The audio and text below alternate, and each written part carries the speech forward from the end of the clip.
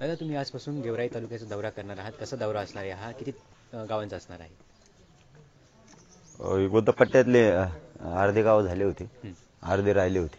गोदापट्ट्यातल्या त्या राहिलेल्या गावामुळं मग त्यांचा एकत्रित कार्यक्रम ठेवला सगळ्यांचा एकत्रित कार्यक्रम ठेवला तिथं. आता ते बीड जिल्ह्यातल्या गोदापट्ट्यातल्या काही गावात राहिले होते, मग त्यांचा एकत्र ठेवला आहे. आणि जालना जिल्ह्यातले काही गोदापट्ट्यातले 123 पैकी गाव राहिले होते, तर कुंभारी पिंपळगावला त्यांचा आज कार्यक्रम मोठा ठेवला आहे. कारण सगळीकडं जाणंच होईना, त्यामुळे सगळ्यांनी एकत्रित ठेवलं. दादा, काल छगन भुजबळांची सभा झालेली, त्यामध्ये त्यांनी आरोप केलेला आहे, पेटवणारे लोक जय शिवाजी जय जिजाऊ अशा घोषणा देत घराला आग लावत होते. ती बदली ते जाऊन दे तिकडे, त्याला काय राहिलं, त्याचं संपलं देव.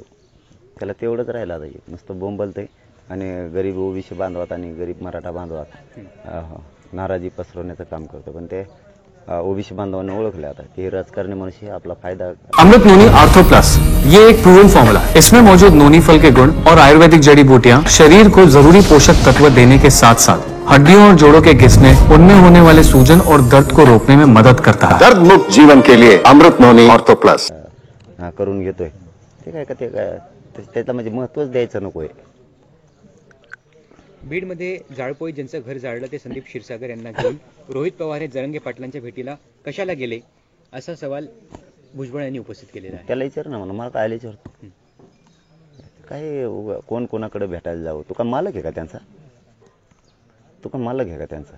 तो तुझसारखे बेउपकारी नाही आहे तो क्षीरसागर. तो उपकार धरणार आहे, कारण मराठ्यांनी पिढ्यांना पार त्यांच्या पाठीशी उभं राहून त्यांना मोठं केलेलं आहे.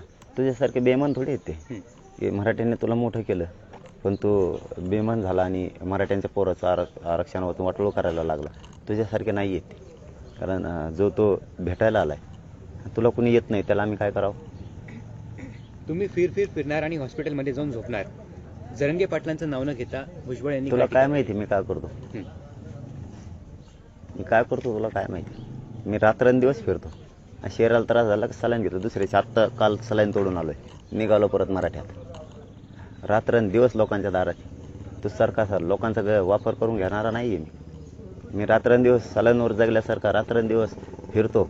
शरीराला त्रास झाला की सलाईन घेतो. दुसऱ्या दिवशी परत मैदानात लोकांना गोरगरिबांच्या दारात जातो की आपल्या लेकरांचं कल्याण करायचं आहे. माझं बोट मोडलं होतं म्हणून हॉस्पिटलला होतं. तो सारखा नाही मी लोकांचा वापर करून लोकांचे पैसे खाऊन जेलमध्ये जाणार. देवाने तोंड दिलं म्हणून काही बोलणार का? एवढी मस्ती आली कुठून? तुला कळत नाही आरक्षण मिळून देऊ कुठून आली? तुला सांगतो आरक्षण मिळालं तोवर नाही सांगत तुला. बीडमध्ये जाळपोळ करणाऱ्याला प्रवृत्त कोणी केलं? जामीन झाल्यानंतर तुम्ही त्यांचे सत्कार करायला जातात, म्हणून हेच तुमचे लोक आहेत का, असं म्हणत जरंगेंनी संताप व्यक्त केला आहे. भुजबळांनी संताप व्यक्त केला. हॉटेल जाळलेलं कोणाचे ते सांग ना. तोच हॉटेल तूच जाळतो आणि मी बरं काढतो करोडात. महामंडळ खाऊन बसला सगळं. तुला जमतं का? माझ्या नादालाच लागू नको तू. आणि माझ्या समाजात सुद्धा हाही ते कार्यक्रम लागल तो राहायला उली तिली, नाही तर पुन्हा तुला पहिल्या जागेवर जावं लागेल. तो होता तिथं कुठं होता आण द्या ना जरा. दादा, कालच्या सभेमध्ये भुजबळ यांनी परत पुनरुच्चार केलेला आहे की मराठ्यांना ओबीसीतून आरक्षण मिळणार नाही. अरे घेतलं येडं आहे का तू?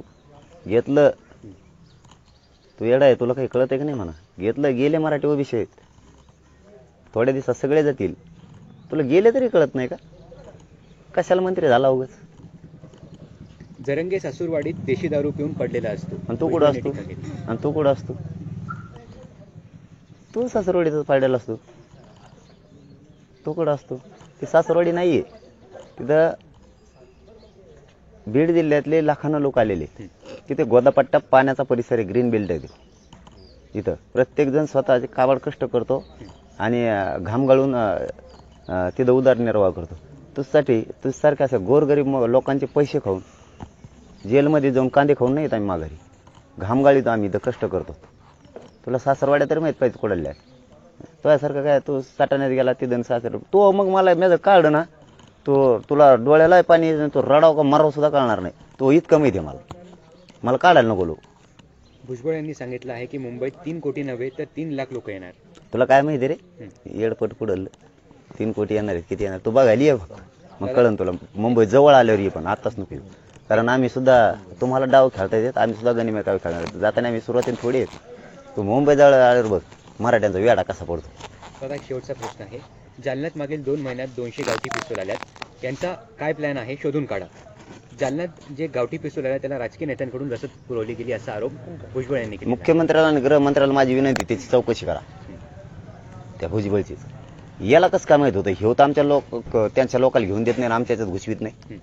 ह्योच बहुतेक त्याच्याच लोकांना घेऊन देतो आणि आमच्यात घुसवतो आणि मराठ्याने केला म्हणतो. आता हे रिव्हॉल्वर घेऊन बहुतेक आमच्या कार्यक्रमात घुसवील त्यांच्याच लोकांना. याला रिव्हॉल्वर घेतलेल्या काय माहीत, आम्हाला नाही माहीत. याला नंबरिंग पडलेली बीडची काय माहीत. नंबरिंग सुद्धा सांगतो ह्यो ते नंबरिंग होते, हे घर 12 नंबर, हे आमका नंबर, ते 13 नंबर, असे नंबर घेतो ते. याला काय माहीत. याचा अर्थ ह्यो गोरगरीब मराठ्यात आणि गोरगरीब ओबीसीत वाद लावतो. आता रिव्हॉल्वरचं याला काय माहीत. याची चौकशी गृहमंत्र्यांनी केली पाहिजे. नसता याला सर्वस्वी जबाबदार दोषी गृहमंत्री राहणार आहेत आणि मुख्यमंत्री पण. दादा, तुम्ही मुंबईकडे 20 तारखेला कूच करणार आहे, त्यासाठी अवघे 4 ते 5 दिवस उरले आहेत. काही सरकारची चर्चा झाली का आणि याबाबतची पुढची तुमची भूमिका तुम्ही कधी जाहीर करणार आहात? चर्चा झाली, चर्चाचा कटाळा आला आता आम्हाला आणि चालत मुंबईला. चलो मुंबई. एक मराठा